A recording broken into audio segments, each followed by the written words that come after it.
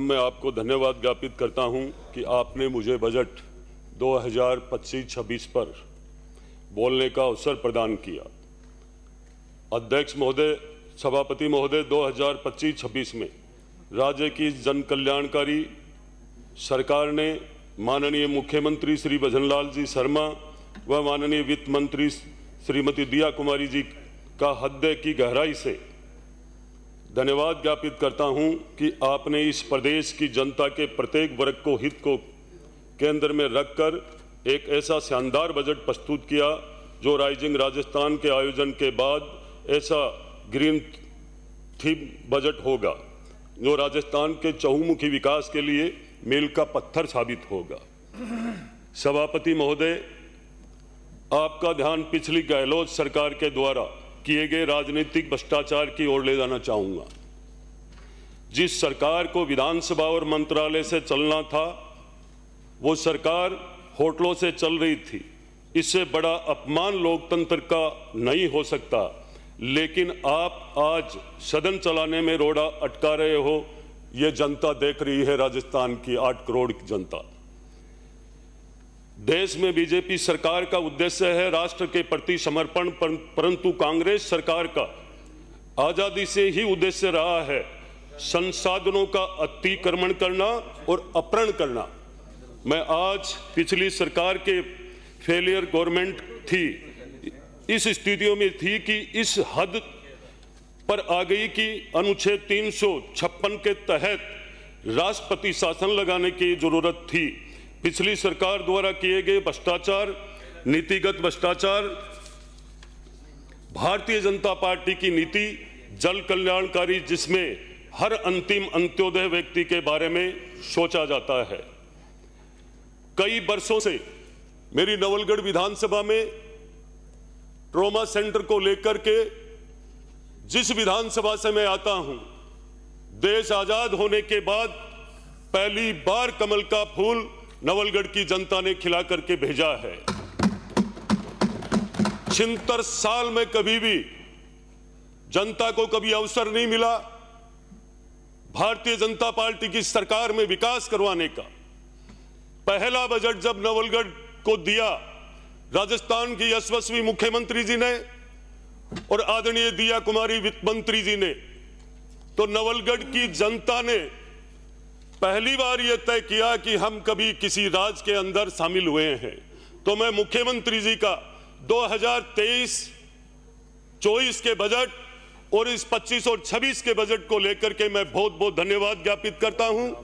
हमारे यहाँ सबसे बड़ी समस्या नवलगढ़ में ट्रॉमा सेंटर की थी, तो हमें इस 25-26 के बजट में जो ट्रॉमा सेंटर दिया गया है उसके लिए मैं नवलगढ़, मंडावा और लक्ष्मणगढ़ में भी नहीं है ट्रॉमा सेंटर, उदयपुरवाटी में भी नहीं है। आसपास का हमारा पूरा क्षेत्र राज्य की स्टेट हाईवे से लगता है और लगातार एक्सीडेंट होते हैं। उन लोगों को हम लोग झुंझुनू, नवलगढ़ से झुंझुनू, सीकर, जयपुर तक लाते हैं। आज हमें इतनी बड़ी सौगात जो मिली है इस सरकार की तरफ से, मुख्यमंत्री जी की तरफ से, आदरणीय दिया कुमारी वित्त मंत्री जी की तरफ से, मैं उनका दिल की गहराई से धन्यवाद करते हुए ये कहना चाहूंगा कि बिजली की समस्या को लेकर के पिछली 5 साल की सरकार में सदैव बिजली गुल रही।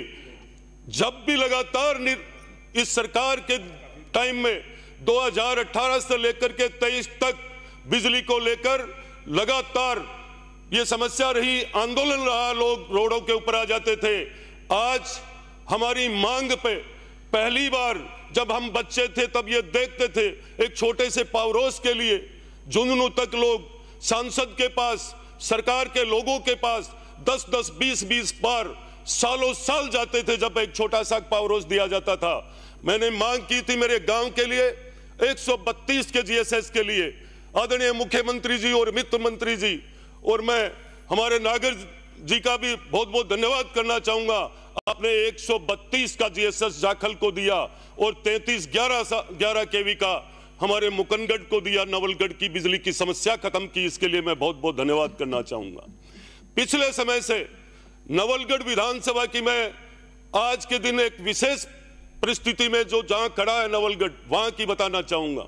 क्योंकि नवलगढ़ के बाजू में झुंझुनू, इधर सिक्कर, नवलगढ़ एक अपराधियों का बना हुआ था और पिछली सरकार के पूर्व विधायक ने लगातार इतने गलत काम करवाए उन अपराधियों से कि आज भी वो नवलगढ़ का पीछा नहीं छोड़ रहे हैं। मैंने पिछले समय में कहा था, पिछली बार भी इस विधानसभा में सभापति महोदय आपके माध्यम से एक मांग उठाई थी कि नवलगढ़ को एक थाना की सख्त आवश्यकता है। देवप्राबनी को, देवप्राबनी थाने की बजट में घोषणा हुई थी और उसके बाद अभी तक वो चालू नहीं हुआ।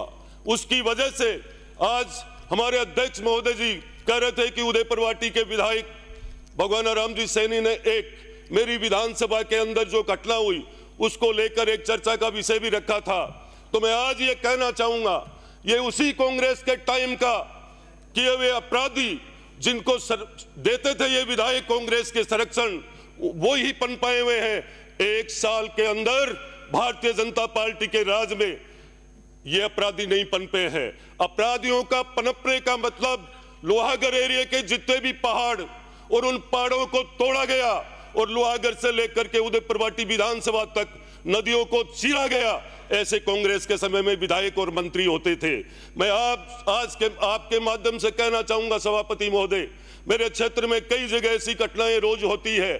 पिकअप और कैंपरों में भर करके आते हैं वो लोग और लगातार हमला करते हैं, जिनके सामने पिछली बार मैं आपसे निवेदन करना चाहूंगा कि हमारी राजस्व की टीम, पुलिस की टीम और इन सब ने मिल, वन विभाग की टीम ने मिल करके वन विभाग के अधिकारी के ऊपर अमित सैनी पर हमला किया गया था और यह जानलेवा हमला उन्हीं अपराधियों की वजह से, उन्हीं स्ट्रीट सीटरों की वजह से हुआ था, जिनकी वजह से आज हमारे अधिकारी लोग उन पहाड़ी क्षेत्र में नहीं जा सकते हैं। मैं आपसे ये निवेदन करना चाहूंगा, आप देवप्राबनी के थाने को, पिछली घोषणा की थाने को लगातार उस पर ध्यान रखते हुए और उस घोषणा को पूरी करवाए जाए, ताकि वहां के लोगों में, अपराधियों में भय हो, आम जन का विश्वास कायम हो। इसी के साथ में ये भी कहना चाहूंगा, मेरे क्षेत्र की सबसे बड़ी मांग है, आज के दिन पानी की समस्या को लेकर के पूरी विधानसभा में 100 ट्यूबवेलें सूख चुकी है।